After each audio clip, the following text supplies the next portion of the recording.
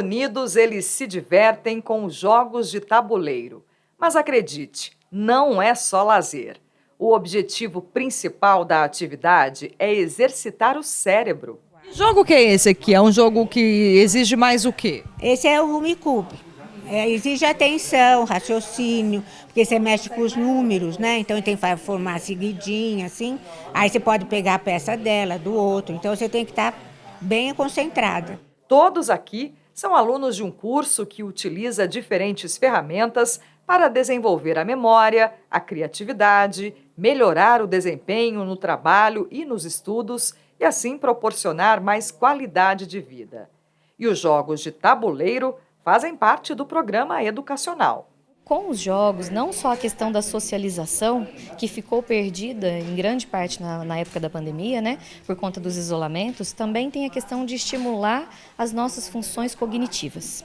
Como? Estimulando a nossa atenção, a nossa velocidade de raciocínio, a memória, consequentemente. O triminó usado durante as aulas é uma versão mais complexa do conhecido dominó e exige atenção em dobro. As peças que você tem na mão, você tem que procurar o lugar certo, porque se tiver virado a numeração, você não pode encaixar a peça, entendeu?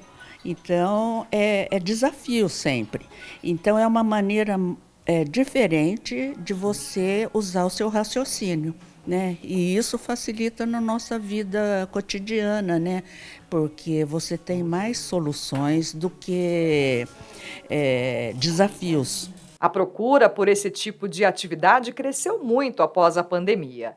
Forma de aliviar o estresse e também ajudar no desenvolvimento de habilidades cognitivas impactadas pelo isolamento. O Rodrigo é dono de uma luderia, comércio especializado em jogos de tabuleiro, e conta que hoje recebe cerca de 1.000 clientes por mês. Empreendedor geek, ele tem mais de 300 opções de jogos e a maioria do público procura o local para se divertir e encontrar pessoas. Principalmente a sociabilização que foi perdida com o advento do computador, da internet. Então, tanto que a gente chama de versão offline, né? Saia do computador, conheça seu amigo de verdade, né? Joga olhando para ele, conversa junto.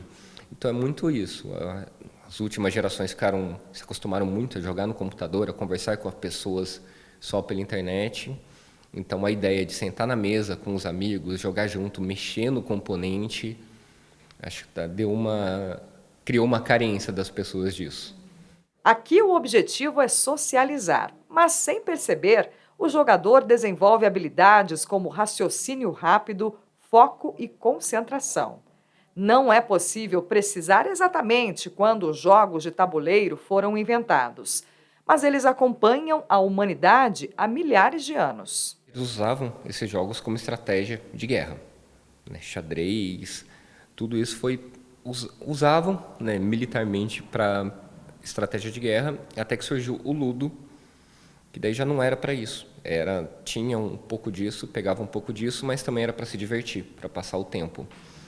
Então a ideia de um jogo de tabuleiro é algo que reflete alguma coisa da vida da pessoa, ou reflete alguma coisa que a pessoa precisa aprender, ou só alguma coisa que a pessoa gostaria de fazer. Além de ajudar a desenvolver essas habilidades que nós comentamos, os jogos também podem contribuir para ensinar conteúdos em sala de aula. E essa é a proposta do Vitor, que é professor de química, de matemática, de física, de ciências e que criou 5 jogos diferentes. No jogo Era das Ciências, os alunos contam com a ajuda de cientistas reais para desenvolver a sociedade. E assim, aprendem diferentes conceitos. Para mim, sempre foi importante ter uma aula divertida, tanto para mim quanto para o aluno. Então, eu sempre me empenhei muito em buscar essa diversão, montar essa diversão, né, em sala de aula. O Vitor criou jogos para as aulas, mas é possível obter benefícios em sala de aula com as opções que já existem no mercado.